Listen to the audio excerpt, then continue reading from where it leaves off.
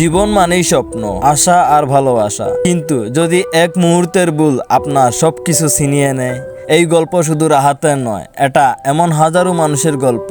রাহাত একটি হাসি খুশি পরিবারে বড় হচ্ছে। তার মা তাকে স্কুলের জন্য প্রস্তুত করেছেন, বন্ধুরা তাকে স্বপ্নরাজ রাহাত বলে ডাকতো। রাহাত ছিল পরিবারের চোখের মণি। সে স্বপ্ন দেখতো বড় ইঞ্জিনিয়ার হবে, তার মা বাবার কষ্ট মিটিয়ে দেবে। রাহাত বন্ধু বান্ধবের সঙ্গে আড্ডা দিত। রাহাতের বন্ধু বলে উঠে, ভাই এই অনলাইন জুয়াটা দেখছিস, খুব লাভজনক, মাত্র 500 টাকা দিয়ে খেলতে পারলে 5000 টাকা জিততে পারিস। প্রথমে রাহাত আগ্রহ দেখায়নি, কিন্তু একদিন সে বন্ধুর কথায় লুপে পড়ে যায়। রাহাত প্রথমবার মোবাইলে একটি জুয়ার অ্যাপ ডাউনলোড করে। প্রথমবারের খেলায় সে জিতে যায় এবং সহজে টাকা পেয়ে তার মনে হলো এটাই সঠিক পথ। রাহাত বারবার জুয়া খেলছে, কিন্তু এবার হেরে যাচ্ছে। তার মুখের হতাশা স্পষ্ট বোঝা যায়। জয়ের আনন্দ এক সময় পরিণত হয় পরাজয়ের যন্ত্রণা। কিন্তু ততক্ষণে রাহাত জুয়ার নেশায় পুরোপুরি আসক্ত হয়ে যায়। রাহাত নিজের মোবাইল থেকে টাকা লোন নিচ্ছে, ঘরের জিনিসপত্র বিক্রি করছে। তার মা তাকে বলে ওঠে, তুই আজকাল এমন করছিস কেন রাহাত?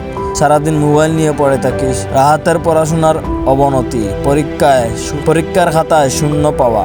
জুয়ার নেশা শুধু তার টাকা নয়, তার স্বপ্ন, ভবিষ্যৎ এবং পরিবারের ভালোবাসাও কেড়ে নিতে শুরু করে। রাহাত একদিন সবকিছু হারিয়ে দেয়ালে পিঠ টেকে যায়। রাহাত নিজে নিজে ভাবে, এখন কি করব? এত টাকা লোন আছে, নানা বাহানা, বিপদ দেখিয়ে বন্ধুদের কাছ থেকে এত টাকা ধার নিছি, এখন আমাকে কে সাহায্য করবে? পরিবার আর বন্ধুর সামনে লজ্জিত রাহাত একদিন কঠিন সিদ্ধান্ত নেয়। একটি চিঠিতে রাহাত লিখে, মা আমি তোমার মুখে আর লজ্জা দেখতে পারছি, ক্ষমা করে দিও। মা চিৎকার করে কাঁদছেন। পুলিশ রাহাতের লাশ নিয়ে যায়। এক মুহূর্তে ভুলের জন্য রাহাত তার জীবনটাই শেষ। রাহাতের মা কান্না করে এবং বলে, আমার ছেলেটা এমন ছিল না, কিন্তু জুয়ার নেশা ওকে গ্রাস করলো। এই নেশা শুধু একজনের জীবন নয়, পুরো পরিবারকে ধ্বংস করে। বন্ধুরা, আমাদের সবার উচিত সচেতন হওয়া। সহজে টাকার লোভে পড়ে নিজের স্বপ্ন আর পরিবার নষ্ট করবেন না। জুয়ার নেশা জীবনকে ধ্বংস করে দেয়। জুয়া থেকে দূরে থাকুন। এখনো কিছুই হয়নি, যা লস হচ্ছে মন তার দিন। লস রিকভার করতে গিয়ে আরো বিপদের সম্মুখীন হয়ে যাবেন 100% শিওর।